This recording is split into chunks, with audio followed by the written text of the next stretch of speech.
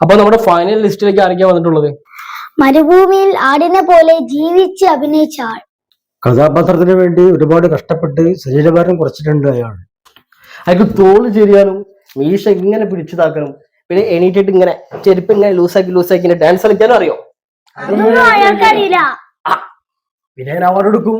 അതാണ് അഭിനയം അല്ലേ? ആണാണ് ആണാണ് ആണ്.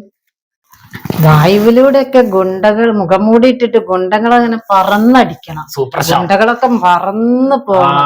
അങ്ങനത്തെ സൂപ്പർ സ്റ്റാർ ആവണം. പാറേന്റെ മുകളിൽ കൂടെ തന്നെ കാലുകൊണ്ട് ചോട്ടുമ്പോ പാറ പൊട്ടിങ്ങനെ വെള്ളമൊക്കെ ചീറ്റണം. ഇങ്ങനെയുള്ള ആൾക്കാരൊക്കെ അല്ലാണ്ട് പിന്നെ ആർക്കാ പിന്നെ മികച്ച നടനുള്ള അവാർഡ് കൊടുക്കുക? ആർക്ക് കൊടുക്കും? അപ്പൊ മൂപ്പർക്ക് തന്നെ +.2221. ഇതല്ലാതെ അവാർഡ് കൊടുക്കാൻ വേറെ മാനദണ്ഡമുണ്ടോ? നമ്മുടെ ആശയത്തിനെതിരെ എതിർത്ത് സംസാരിക്കുന്നവൻ മികച്ച നടന്മാരല്ല. മിണ്ടാതെ വായി മുത്തി നിൽക്കുന്നവന് അവാർഡ് കൊടുക്കണം. അതൊരാള് മികച്ച നടന്മാർ. അത് ശരിയാണ്. അപ്പൊ അതിന് മാർക്ക് ഇടണം 2.212223. ആരാ മികച്ച നടി? ആ അവാർഡ് സുമിത്രേന്റെ അമ്മായിയമ്മയ്ക്ക് തന്നെ കൊടുക്കാം. കാരണം ഓരോ സിനിമ കണ്ടിട്ട് ഞാൻ കരഞ്ഞു വീണ്. വല്ലാത്തൊരു അഭിനയം തന്നെ.